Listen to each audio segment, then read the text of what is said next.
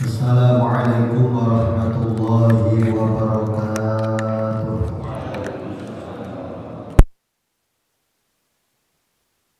Fatihah. A'udzu billahi minasyaitonir rajim. Bismillahirrahmanirrahim. Alhamdulillahirabbil alamin. Arrahmanir rahim. Maliki yaumiddin.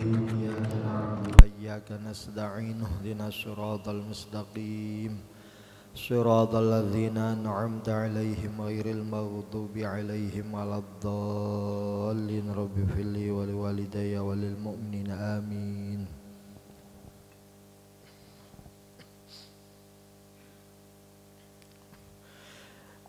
Bismillahirrahmanirrahim. Alhamdulillahi rabbil alamin. Wassalatu wassalamu ala asyrafil anbiya'i wal mursalin Sayyidina wa habibina wa qurrati a'yunina wa maulana Muhammadin wa ala alihi wa sahbihi ajma'in. La haula wa la quwwata illa billahil aliyyil azim. Amma ba'du. Para alim, para ulama, para ustaz, para ustazah, para sesepuh yang semoga selalu dimuliakan oleh Allah Subhanahu wa ta'ala. Hadirin hadirat jamaah Masjid Nurul Falah yang semoga selalu diberi sehat walafiat, selalu diberi istiqamah, dan semoga selalu diberi limpahan rahmat serta berkah, amin ya rabbal alamin. Pertama-tama marilah kita panjatkan puja dan puji syukur kepada Allah Subhanahu wa ta'ala yang telah memberikan kesempatan kepada kita, memberikan sehat walafiat, kesempatan sehingga kita bisa bersama-sama bermujalasah dalam kegiatan rutin pengajian kuliah subuh yang diselenggarakan oleh pengurus Masjid Nurul Falah. Semoga mujalasah kita di pagi hari ini di samping mendapatkan ridha dari Allah Subhanahu wa ta'ala, semoga mujalasah ini bisa mengantarkan kita selamat fid dunya wal akhirah, amin ya rabbal alamin. Salawat serta salam marilah kita aturkan kepada junjungan kita Nabiuna Muhammad sallallahu alaihi wasallam, keluarga, para sahabat, para pengikut-pengikutnya ila yaumil qiyamah. Dan kita berharap semoga kelak kita mendapatkan syafaat dari beliau, amin amin ya rabbal alamin. Hadirin hadirat hadani Allah wa iyyakum. Mungkin semalam kita baru tidur 1 tahun 2022 sampai 2023. Pada kesempatan pagi hari ini meneruskan kembali ngaji kitab Safinatus Shalah, Safinatun Najah.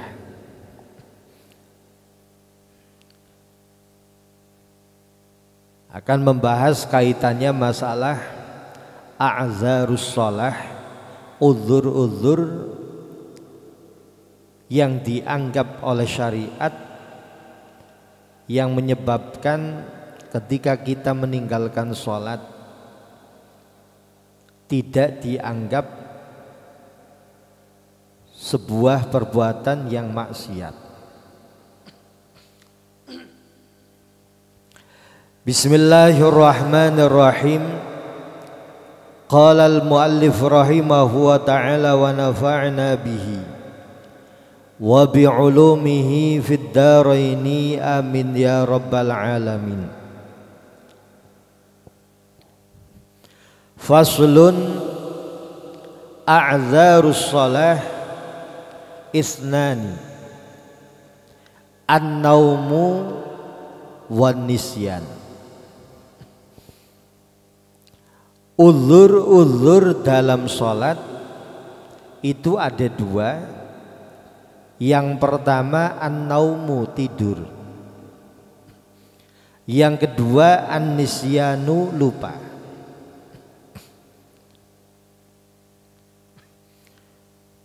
Seperti yang telah kita ketahui bersama, yang namanya sholat adalah ibadah yang awwalu ma yuhasabu, ibadah pertama yang akan dihisab, yang akan dipertanyakan, yang akan dipertanggungjawabkan di hadapan Allah Subhanahu wa ta'ala. Ibadah yang paling pertama yang akan dipertanggungjawabkan adalah sholat.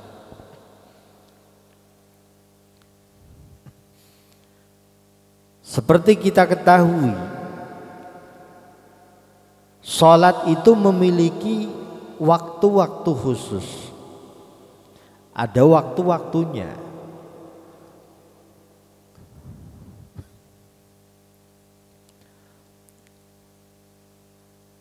Seumpama waktu subuh mulai dari terbitnya fajar shadiq sampai tulu'ul fajr, tulu'us syams, sampai matahari itu terbit. Waktu zuhur setelah waktu zawal, ketika di daerah yang dilewati khatulistiwa, ketika matahari benar-benar berada di tengah-tengah, sehingga benda yang berada di bawahnya sama sekali enggak memunculkan bayang-bayang. Di saat itu namanya waktu istiwa, di mana matahari benar-benar di tengah-tengah kita. Itu belum masuk waktu zuhur. Tapi ketika matahari sudah bergeser ke barat sedikit, akhirnya suatu benda memunculkan sebuah bayang-bayang ke arah timur, berarti masuk waktu zuhur. Karena kita berada bukan pada daerah yang dilewati garis khatulistiwa, sehingga jam 12 persis istiwa masih memunculkan bayang-bayang. Ini sampai zuhur, sampai kapan? Sampai terakhir bayang-bayang itu menyamai panjang sebuah benda. Waktu zuhur habis, nanti masuk waktu asar dan seterusnya. Kewajiban kita ketika sudah masuk waktu sholat, ada dua pilihan.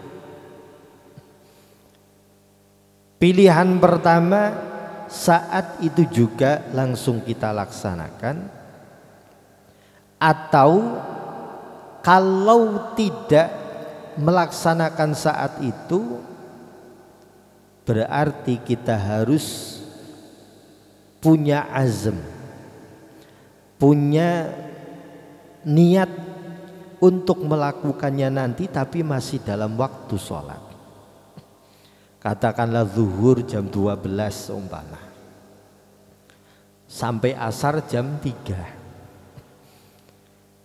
Ketika azan zuhur, masuk waktu zuhur, kita itu diwajibkan untuk memilih dua hal. Saat itu juga langsung mengerjakan, atau kalau tidak mau melaksanakan saat itu juga, berarti dalam hati kita harus ada azm, harus ada keniatan. Oh ya, nanti ini lagi tanggung melakukan, nanti jam 12:30 ini mau beres-beres dulu. Oh, ini mau mengantarkan ini dulu. Itu harus ada azm, harus ada keniatan untuk melaksanakannya nanti, tapi pelaksanaan itu masih tetap di dalam waktu sholat. Itu kewajiban bagi kita ketika masuk waktu sholat. Walaupun tetap yang afdol pelaksanaan sholat yaitu berada di awal waktu. Ketika Rasulullah ditanya ayyul a'mal afdol, amal apa yang paling afdol, kata Rasulullah, as-salatu ala waqtiha fi awwali waqtiha. Al-hadits aw kama qala. Yang paling afdol ibadah, yang paling afdol amal ya melaksanakan salat di awal waktu. Cuma dalam memahami awal waktu itu, ulama tidak secara sempit. Oh, berarti yang namanya awal waktu, masuk waktu langsung dilaksanakan, tidak.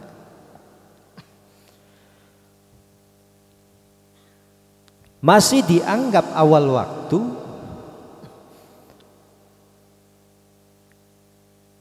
ketika ditunda dalam waktu yang tidak terlalu lama dan ada kaitannya dengan ibadah, dengan jamaah, dengan pelaksanaan sholat.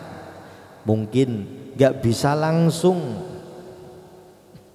melaksanakan sholat karena butuh ke kamar mandi dulu, karena butuh ambil wudhu, karena butuh menggunakan pakaian, atau mungkin karena sholatnya mau jamaah masih nunggu jamaah kumpul.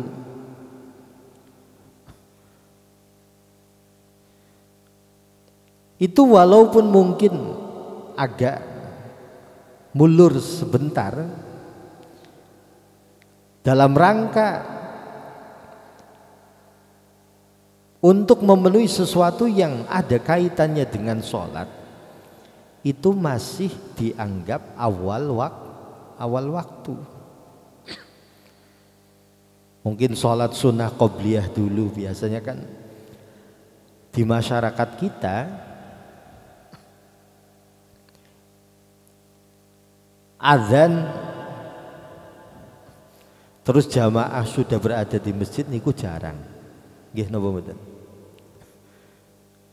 Biasane azan nggo puji-pujian dhisit nggo nembe kumpul. Nek teng Arab Saudi pripun? Sing wis pernah haji. Sadurunge azan wis kumpul napa dereng? Mpun nggih. Kalau di masyarakat kita tidak. Sehingga kaitannya masalah shaf juga seperti itu. Masalah shaf kita tidak bisa. Terkadang posisi masjid mushola ada yang sebagian penempatan shaf itu tidak depan dan belakang antara laki-laki dan perempuan. Kadang perempuan itu sebelah samping.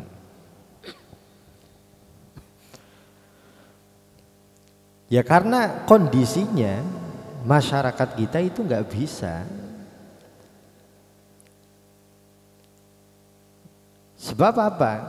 Urutan-urutannya mestinya kan shaf yang awal itu untuk yang sepuh-sepuh, nanti yang muda-muda, nanti yang kecil, baru nanti perempuan. Nah sekarang kadang antara yang sepuh dengan yang anak-anak kadang datangnya lebih dulu anak-anak, sehingga kadang sing nengarep bocah cilik sing nemburi wong tua. Nah, kalau mau dipepetkan, mau dipaskan, soft belakangnya langsung perempuan, oh ternyata ada laki-laki yang datang lagi, berarti nanti bisa terjadi perempuan di belakang perempuan ada laki-laki lagi. Nah kalau diberi jarak berarti ada soft yang kosong juga. Walaupun dalam aturan-aturan kita mestinya kan perempuan itu berada di belakang. Nunggu kebek baru di belakangnya juga sulit. Terkadang nanti antara jarak soft terakhir laki-laki dan perempuan itu masih ada jarak beberapa soft kosong. Aksesnya padahal dari belakang seumpama. Ini kan nanti bisa terjadi laki-laki mau masuk sudah di depannya sudah ada perempuan nggak bisa masuk, malah akhirnya sholatnya di belakang perempuan.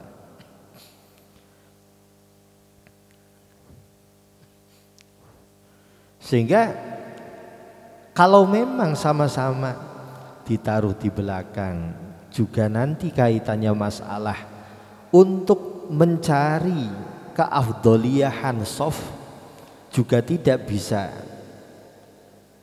dipenuhi karena kondisinya seperti itu. Wis akhirnya kangelan-kangelan ana sing dalai neng sebelah kanan atau sebelah kiri. Ya karena memang kondisinya tidak. Ini sirri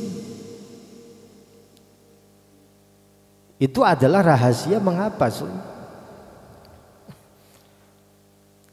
penempatan tempat sholat perempuan kadang di masyarakat kita kadang ada yang di sebelah kanan, ada yang sebelah kiri. Padahal kalau yang afdol itu berada di belakang. Ya karena memang ditaruh di belakang tidak memenuhi afdoliyahnya soft karena mesti ada yang kosong. Terkadang musola masjid akses masuknya berada dari arah timur. Ya seperti itu. Dan di masyarakat kita juga seperti itu. Untuk mengumpulkan jamaah yang sering terjadi azan itu enggak langsung ketika azan itu jamaah sudah kumpul, perlu ditunggu. Lah dalam menanti jamaah karena jamaah semakin banyak jamaah berarti semakin afdol, sehingga menunda sebentar untuk mengumpulkan jamaah yang semakin banyak jumlahnya berarti itu juga enggak dipermasalahkan. Masih dalam rangka untuk menunggu jamaah dan nunggunya itu juga tidak terlalu lama, sehingga ada istilah di masyarakat kita sambil nunggu sambil ya timbang diam ya berarti apa sholawatan atau mungkin zikiran dan sebagainya. Ya untuk menunggu itu, dah itu masih tetap berada di awal waktu.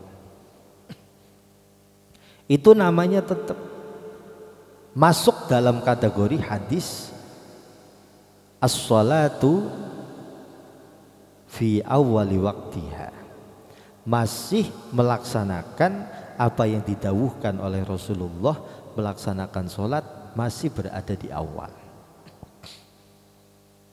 Karena pemahaman awal bukan berarti masuk waktu langsung mengerjakan, tidak. Nah, itu kewajiban bagi kita. Ketika sudah masuk waktu sholat, berarti opsinya dua, melaksanakan saat itu juga, atau mungkin nanti pelaksanaannya, tapi harus ada azam, harus ada keniatan dalam hati untuk pelaksanaannya nanti, tapi masih dalam waktu sholat.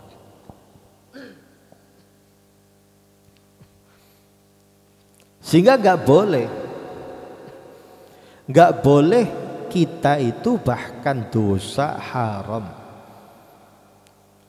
sampai melaksanakan sholat di luar waktu. Waktunya sudah habis baru dilaksanakan, waktunya sudah habis belum melaksanakan sholat, itu dosa besar. Tapi ada dua alasan, dua uzur, dua alasan yang ditolerir oleh syariat ketika kita sampai waktunya sholat itu habis kok kita belum melaksanakan sholat. Ada dua alasan yang ditolerir oleh syariat, sehingga ketika ada dua alasan itu kita belum melaksanakan sholat, walaupun waktu sholat itu waktu sholat itu telah habis, kita dianggap tidak berdosa. Yang pertama apa? Yang pertama adalah an-naumu, tidur. Jadi ngapunten, kira-kira khususnya niki nek subuh, masyarakat kita akeh-akeh ngapunten, nek subuh seringnya kawanan apa mboten?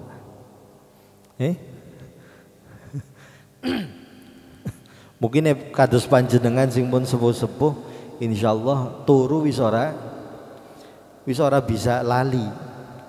Tengah wengi kudu tangi, tengah wengi kudu tangi. Tapi ngapunten untuk yang masih muda-muda, kira-kira nek wis turu, nek ora digugah, nek ora diguyur, kira-kira tangi mboten?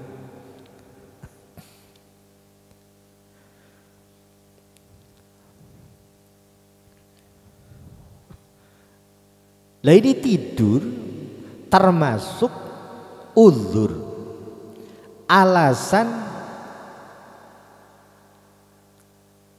yang bisa menyebabkan seseorang kok belum melaksanakan sholat sampai waktunya habis tidak dianggap berdosa. Dan ini pernah ditanyakan oleh sahabat. Dalam sebuah riwayat disebutkan, salah satu sahabat datang kepada Rasulullah. Faqad ata ba'du sahabati lin Nabi sallallahu alaihi wasallam wa qala lahu, ya Rasulullah, inna ahlu baitin la nastaqidhu hatta tamassa syamsu zuhurana, fa amarahu ayyusalliha idza istayqadha wa la tajibu alaihi fawriyatal qada. Dalam sebuah riwayat diterangkan, ada sebagian sahabat datang kepada Rasulullah bertanya, ya Rasulullah, inna ahlu baitin la nastaqidhu hatta tamassa syamsu zuhurana. Ya Rasulullah, kita itu keluarga, kami itu satu keluarga punya kebiasaan. Kami itu tidak bangun kecuali hatta tamassa as-samsu zuhurana, sampai cahaya matahari itu mengenai tubuh kita. Bicara kasarnya wis kawanan wis. Iki ngapunten. Bukan berarti oh Ustaz iki lagi belani wong sing kawanan boten.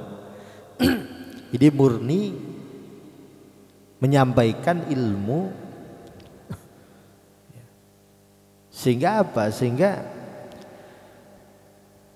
kita itu enggak gampang menyalahkan orang lain atau mungkin mengatakan dosa-dosa kepada orang lain.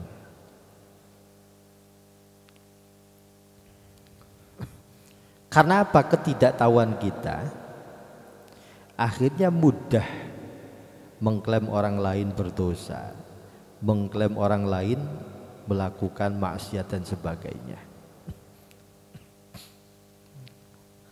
Banyak hal karena ketidaktahuan kita yang mestinya salah itu kita, tapi justru kita yang menganggap mereka itu salah.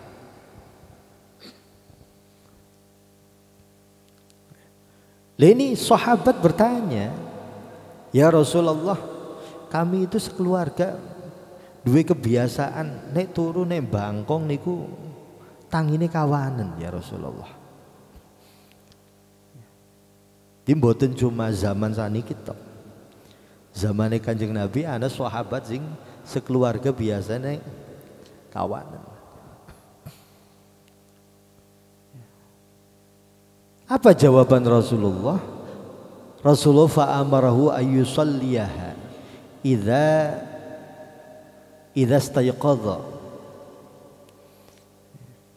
Ya sudah, kata Rasulullah, kalau kamu itu kesiangan, ya sudah lakukan sholat. Alias diqodoni. Di sholatnya diqodoni. Dilaksanakan sholatnya, walaupun itu sudah di luar waktu sholat. Ya disaur, berarti itu sudah menjadi hutang, ya harus disaur, harus dilaksanakan. Dan dalam riwayat lain dikatakan laisa fin naumi tafritun innamat tafritu ala man lam yusalli sholat hatta yadkhula waktul ukhra. Dalam sebuah riwayat lain juga Rasulullah menyampaikan laisa fin naum tafritun, tidak ada istilah disebabkan tidur. Gara-gara tidur itu tidak bisa seseorang itu dianggap sebagai orang yang ceroboh. Sumpama ngapunten lagi turu akhirnya bablasen, salate kebablasen sampai waktunya habis, itu tidak bisa dianggap sebagai orang yang ceroboh, akhirnya dianggap sebagai orang yang berdosa, tidak.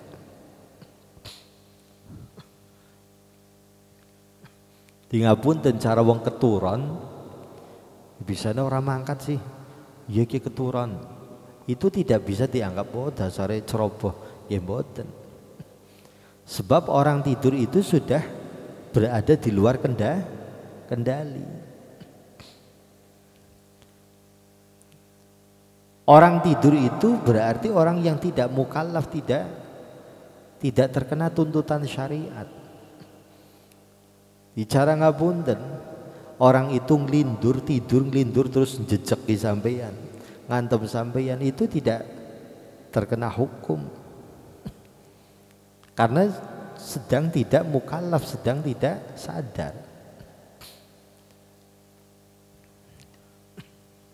Ini yang pertama. Uzur yang ditolerir oleh syariat alasan yang diterima oleh syariat ketika seseorang kok sampai waktu habis belum melaksanakan sholat, pertama adalah gara-gara tidur. Tapi tidur yang seperti apa? Ini yang perlu kita ketahui, bukan sembarangan tidur.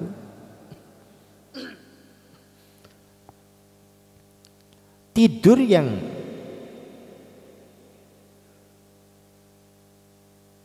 tidak sembarangan. Bukan berarti terus jare ustadz nek turu berarti ora dosa. Terus sudah masuk waktu sholat turu di situ. Akhirnya bablas, tidak. Tidur yang dianggap uzur oleh syariat adalah tidur yang dalam kondisi tidak ada unsur kecerobohan.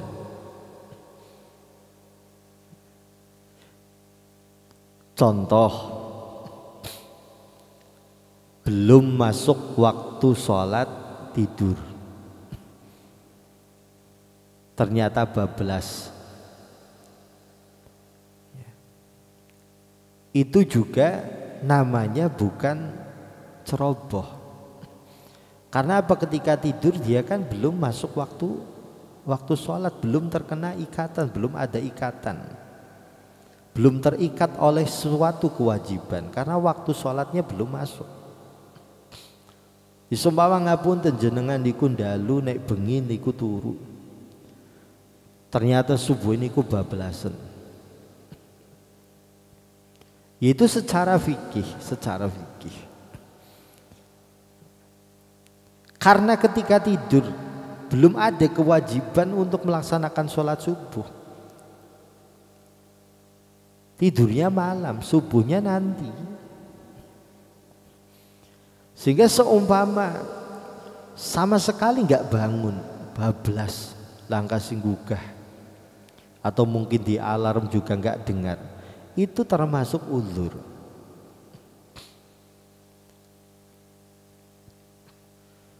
Atau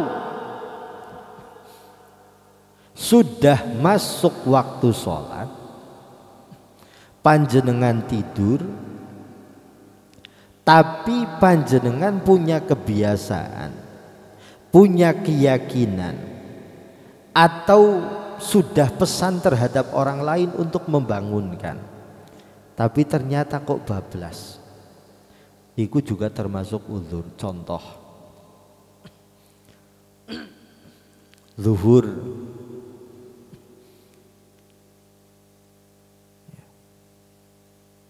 waktunya lama, sudah azan waktu zuhur, kayo ngisi ngantuk, kayo ngantuk nemen, tak ngeliyep.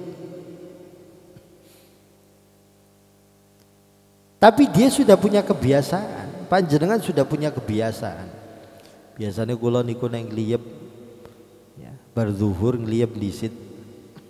Biasanya mungkin pekerja karena capek, ya.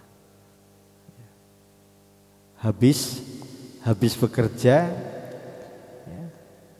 Oh niki nek adus terus sholat, nek wis kadung adus biasanya orang bisa turu, malah orang bisa ngeliyep. Akhirnya apa? Tidur terlebih dahulu, tapi punya kebiasaan, paling setengah jam kok biasanya tangi di alarm, atau mungkin pesen sama istrinya nanti jam setengah satu atau mungkin jam satu dibangunkan belum zuhur. Lah kok dilalah, alarm berbunyi juga tidak dengar. Biasanya jam 1 bangun juga tidak bangun. Istrinya mungkin atau mungkin anaknya yang dipeseni untuk membangunkan juga ternyata juga kelalen atau mungkin kelayah turu bareng turu. Bangun-bangun seumpama sudah jam 4. Ini termasuk tidur yang termasuk uzur, yang ditolerir oleh syariat, sehingga orang yang seperti ini tidak bisa dikatakan orang yang melakukan dosa.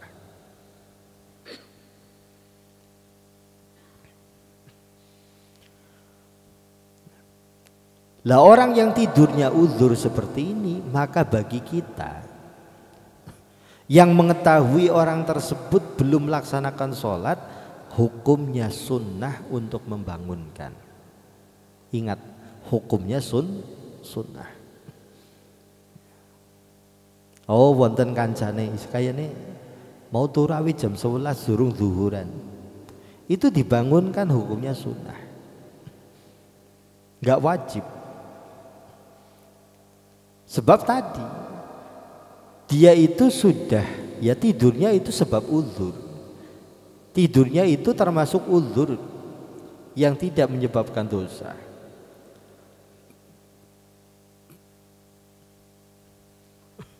Tapi kalau sudah tidur yang memang kesan di dalamnya adalah benar-benar unsur kecerobohan, benar-benar unsur kecerobohannya itu sangat ketara, maka walaupun tidur tersebut tetap dianggap sebagai kecerobohan yang menyebabkan dosa.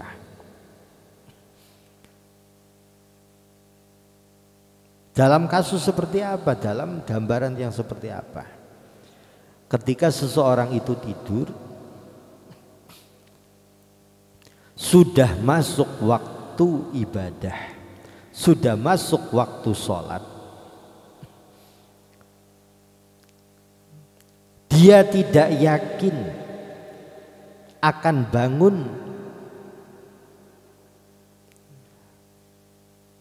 di dalam waktu sholat. Dia juga tidak berpesan terhadap orang lain. Dia yakin kalau tidur pasti akan bablas. Kok dipaksa tidur? Seumpama nyata-nyata benar-benar bablas, berarti dua dosa dia dapatkan.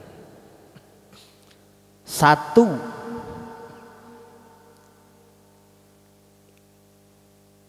karena tidurnya maksiat. Wis ngerti nek turu bisa bablas, kok turune maksiat, turune dosa. Yang kedua, karena memang nyata-nyata sampai akhirnya keluar waktu sholat dia belum sholat, berarti dosa meninggalkan sholat, mengeluarkan sholat dari waktunya. Dosane loro. Tapi kalau ternyata dia punya keyakinan ini, kalau tidur saya mesti bablas,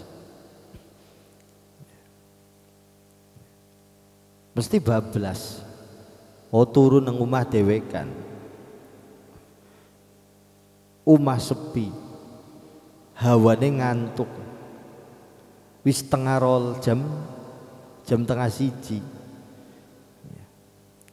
diki nek turu mesti bablas langkah sing gugah wong omah sepi. Kok ora gelem sholat disit nembe turu, langsung turu, ternyata bablas, dosane mau loro. Turune niku wis maksiat, nyata-nyata sholate offset niku juga maksiat. Tapi kalau ternyata seumpama jam 2 bangun, akhirnya bisa melaksanakan sholat di dalam waktu, berarti dosanya cuma satu tok, dosa tidurnya. Karena apa? Ketika posisi dia tidur, dia tidak dalam kondisi yakin akan bangun di dalam waktu sholat.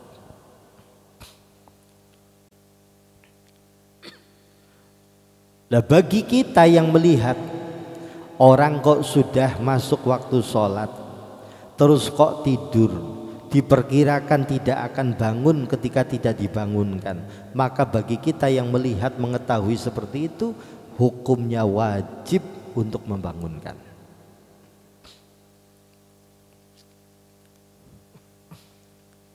Hukumnya wajib bagi kita untuk membangunkan.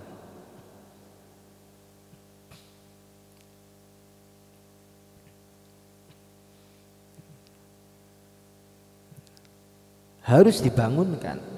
Karena apa? Karena tidurnya dia itu sudah maksiat.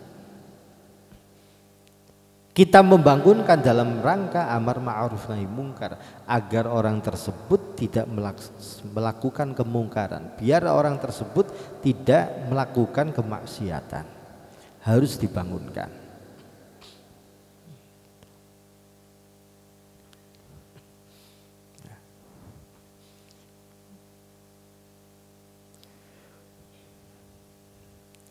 Ini yang pertama.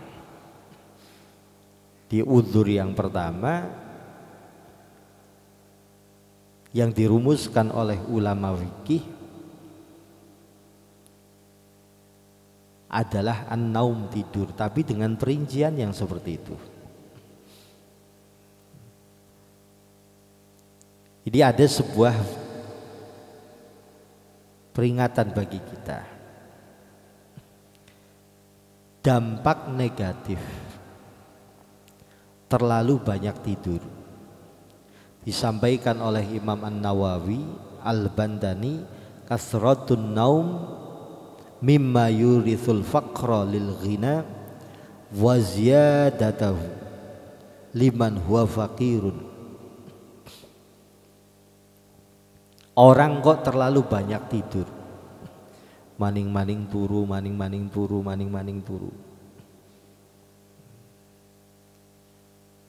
Itu bisa menyebabkan yurithul faqra lil ghina.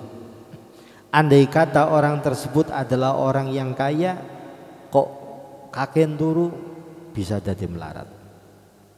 Wa ziyadatahu lil fakir, dan semakin melarat semakin fakir bagi orang yang memang fakir. Ngapunten wis melarat turu-turu nantok tambah melarat.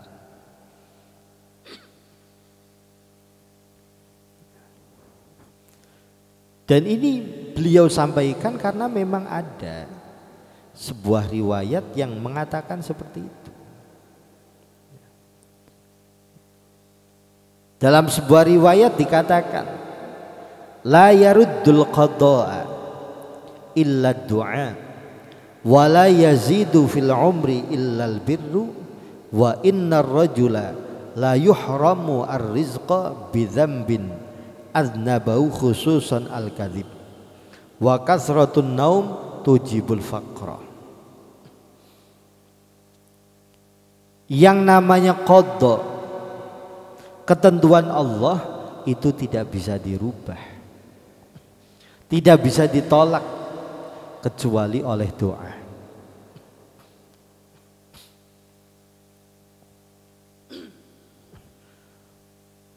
Jadi ketentuan Allah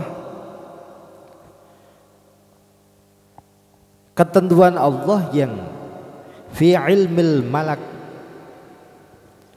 ketentuan Allah yang sudah diketahui oleh malaikat, itu tidak bisa dirubah kecuali lewat doa.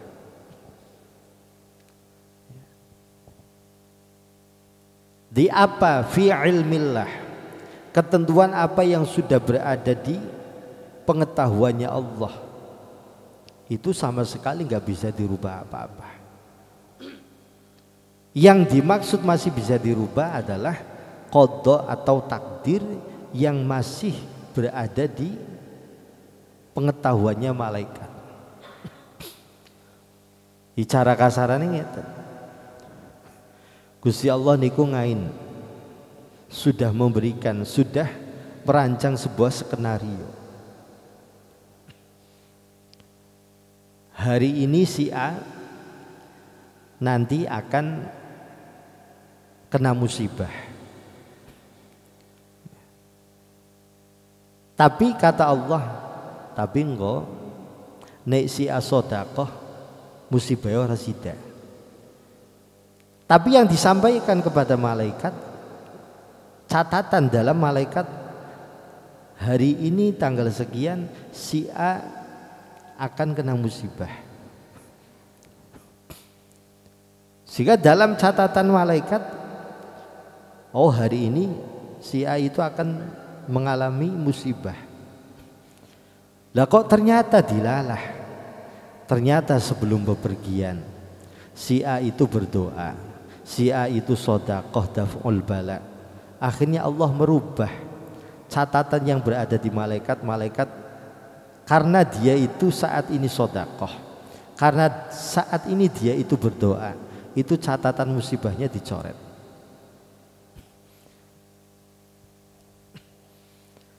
Nah, ini yang dimaksud dalam hadis la yaruddul qada'a illa du'a. Qada, ketentuan Allah itu tidak ada yang bisa merubah, tidak ada yang bisa menolak kecuali doa.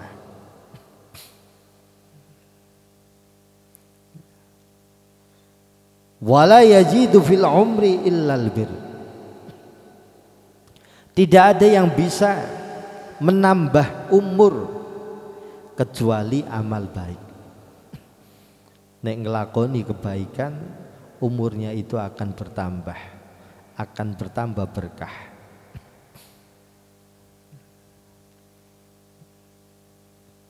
Wa inna rajul la yuhram ar-rizqa bidan bin anzabahu khususan al-kadhib. Dan seseorang, kata Rasulullah, itu akan dihalang-halangi rizkinya oleh Allah Subhanahu wa ta'ala disebabkan dosa yang ia lakukan, khususnya dosa yang berupa al-kadhib, doyan goroh, doyan menipu. Ngapunten, orang kok kebanyakan maksiat, kebanyakan melakukan dosa itu bisa menutup jalan rezeki. Sehingga apa? Pantas, sangat pantas, sehingga ulama itu menganjurkan di antara jalbur rizki, amaliyah-amaliyah yang untuk menarik rizki, di antaranya adalah memperbanyak istighfar. Memperbanyak istighfar itu di antara amaliyah yang diajarkan oleh ulama untuk memperlancar rizki. Sebab apa? Bisa jadi rizki kita itu tertutup gara-gara kita itu banyak melakukan kemaksiatan. Dan ini yang terakhir kata Rasulullah, wa kasratun naum tujibul faqra. Kakean turu bisa ndadekaken fakir. Dan ini disampaikan oleh Imam An-Nawawi, banyak sekali hal-hal yang bisa sunnatullah ya, sesuai dengan penelitian kebiasaan itu bisa menyebabkan fakir. Di antaranya apa? Di antaranya al-aklu junuban, makan ataupun minum dalam kondisi junub. Dalam kondisi junub belum mandi besar, makan minum itu bisa menyebabkan yurithul faqra, bisa menyebabkan kefakiran. An-naumu uryanan, tidur dalam kondisi telanjang bulat. Osumuk akhirnya budabral, kebiasaan kados ngoten yurithul faqra, bisa menyebabkan fakir. Alkan kal kinasah lailan, nyapu-nyapu waktu bengi. Nek biasanya nek wong tua ngapunten. Nek nyapu-nyapu nek bengi-bengi niku biasanya dilarang nggih. Ya cara disapuni wis dipinggiraken dhisit. Oh gampang lanjutakene engko esuk. Ini karena apa? Yurithul faqra, bisa menyebabkan kefakiran. Dan ini berdasarkan sunnatullah, kebiasaan dari ulama-ulama, penelitian apa yang dirasakan oleh ulama yang diteliti oleh ahlu kasyaf. Jadi dalilnya napa? Nggih boten wonten. Oh nyapu-nyapu bengi bisa nyebabkan fakir, dalilnya napa? Nggih boten wonten. Cuma niki sebagai napa? Apa yang disampaikan oleh ulama berdasarkan kasyaf, ilmu yang diberikan oleh Allah Subhanahu wa taala. Di panjenengan percaya nggih monggo, ora percaya nggih ora dosa. Ini yang pertama yang termasuk uzur adalah an-naum. Yang kedua an-nisyan, lupa. Lupa termasuk sesuatu yang dianggap uzur oleh syariat, yang dianggap, yang ditolerir oleh syariat, ketika itu bisa menyebabkan kita lupa untuk melaksanakan sholat di dalam waktu. Waktunya sampai habis kita belum melaksanakan ibadah sholat gara-gara lupa. Oh berarti itu ditolerir oleh syariat, itu tidak berdosa.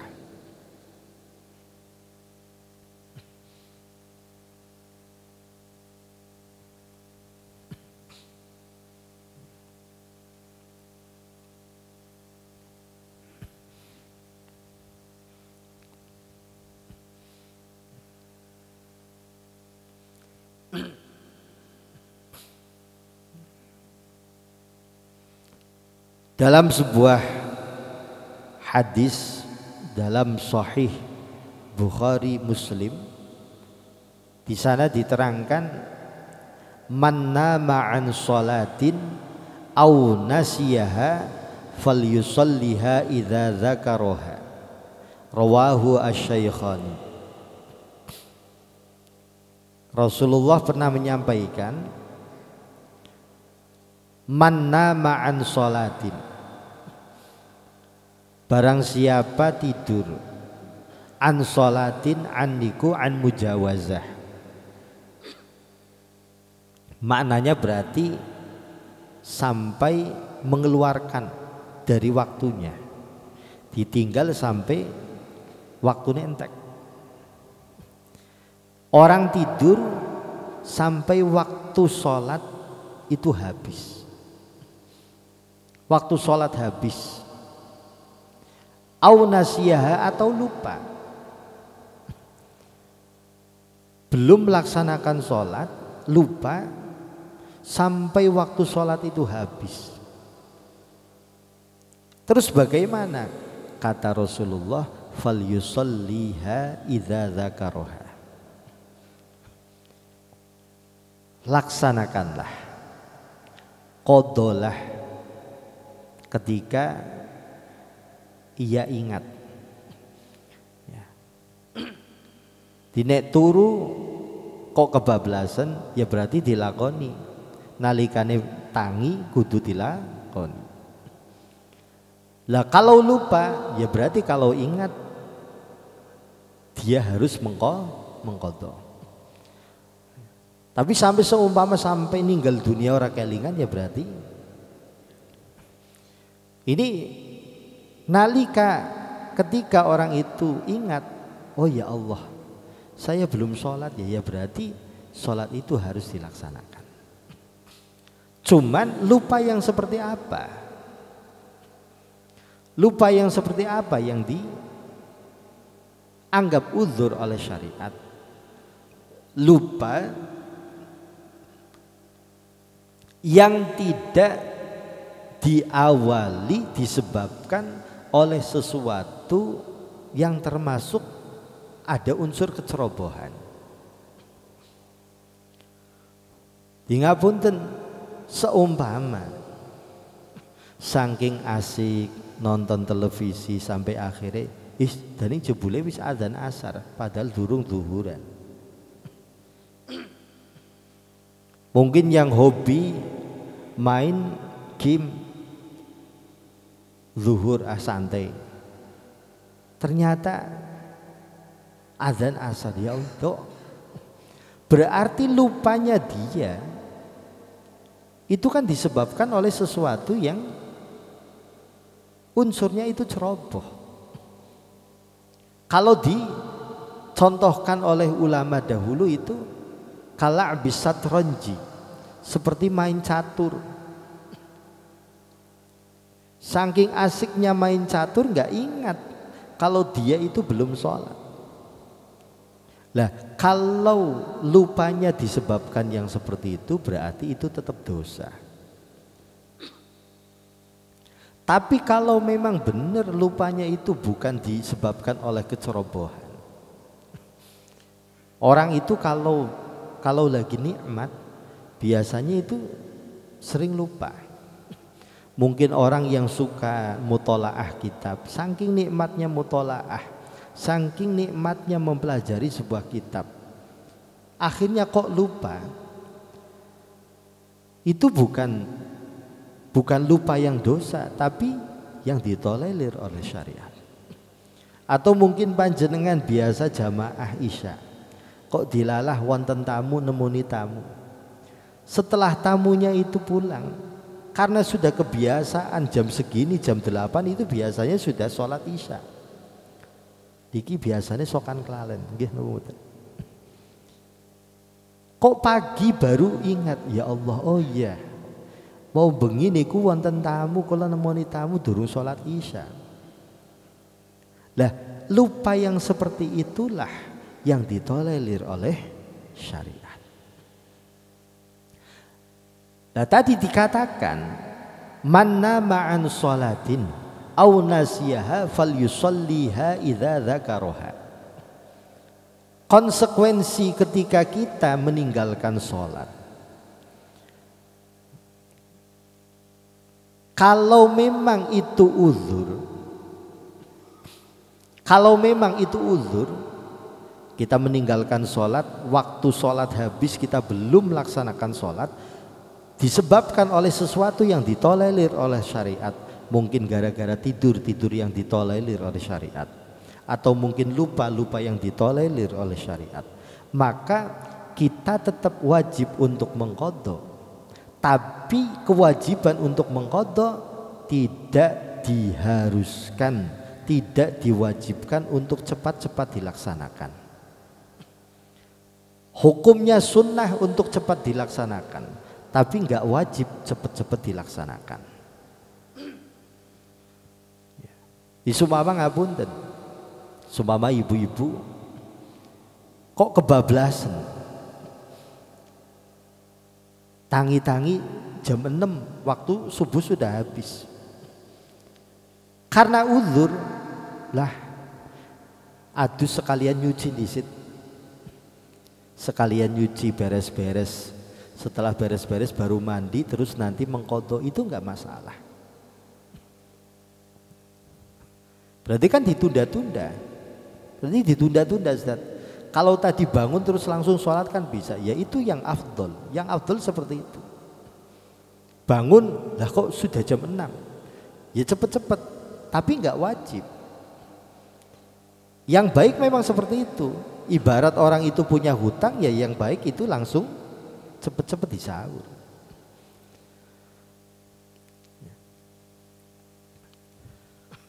Dan dalam kondisi sholat itu punya hutang sholat dan sholat itu ditinggalkan karena uzur, satu tidak wajib untuk dilaksanakan secara fauran, secara seketika itu, boleh nanti-nanti. Dan ketika berbenturan dengan Sholat yang dilaksanakan di waktunya yang baik tetap hutangnya dulu dilunasin baru sholat yang di waktunya seumpama subuh. Oh duwe utang kelakon ini nang waktu zuhur boleh, tapi asalkan ditinggalkan karena uzur. Nah ketika masuk zuhur yang baik itu yang ngodoni subuh riyen, nyaur subuh nembe mangke sholat zuhur, kecuali sholat zuhur itu sudah mepet. Oh tenggal asar ya berarti sholat zuhur dulu baru nanti mengkodok nyauri subuh. Tapi kalau meninggalkan sholat, waktu sholat sampai habis belum melaksanakan sholat gara-gara sesuatu yang tidak ditolerir oleh syariat, maka kewajiban mengqadha hukumnya alal faur, harus cepat-cepat dilaksanakan. Semakin ditunda-tunda berarti dosa itu semakin banyak, semakin bertambah. Duwe utang sholat, oh wingi durung sholat zuhur, bisane durung sholat zuhur, ya kayong males sengaja ditinggalkan. Kok tidak cepat-cepat dilaksanakan, berarti semakin ditunda dosanya semakin tambah, semakin ditunda semakin bertambah. Makanya apa, ketika meninggalkan punya hutang sholat disebabkan sesuatu yang bukan uzur, ya berarti kewajibannya seketika itu harus dilaksanakan. Bisa nggak bisa harus cepat-cepat dilaksanakan. Ini dua hal yang perlu kita ketahui. Di uzur sholat itu ada dua. Yang pertama tidur, yang kedua lupa, tapi dengan ketentuan-ketentuan yang telah saya sampaikan. Hadirin hadirat hadani Allah wa iyyakum, semoga apa yang kami sampaikan bisa bermanfaat di dunia wal akhirah. Amin amin ya rabbal alamin. Marilah kita tutup. Al-Fatihah. A'udzu billahi minasyaitonir rajim. Bismillahirrahmanirrahim. Alhamdulillahi rabbil alamin arrahmanir rahim maliki yaumiddin iyyaka na'budu wa iyyaka nasta'in ihdinas siratal mustaqim siratal ladzina an'amta 'alaihim ghairil maghdubi 'alaihim waladdallin rabbi fili wa liwalidayya walil mu'minina amin. Bismillahirrahmanirrahim. Alhamdulillahi rabbil alamin wassalatu wassalamu ala sayyidina Muhammadin wa ala alihi washabihi ajma'in. Rabbana anfa'na bima 'allamtana rabbi 'allimna alladhi yanfa'una rabbi faqihna wa faqih ahlana wa qarabatil lana fi dinina mahlil qudri unsa wa dzakar. Allahumma hdina bihudak waj'alna mimman yusari'u fi ridaq wa la tuwallina waliyan siwak wa la taj'alna mimman khalafaka amraka wa 'asaq wa hasbunallahu wa ni'mal wakil wa la haula wa la quwwata illa billahil aliyyil azim. Wa sallallahu ala sayyidina Muhammadin wa ala alihi wa sahbihi wa salam. Subhana rabbika rabbil izzati amma yasifun wa salamun ala al mursalin walhamdulillahi rabbil alamin. Saking kawula nyuwun agung pangapunten. Wallahul muwaffiq ila aqwamit thoriq. Assalamualaikum warahmatullahi wabarakatuh.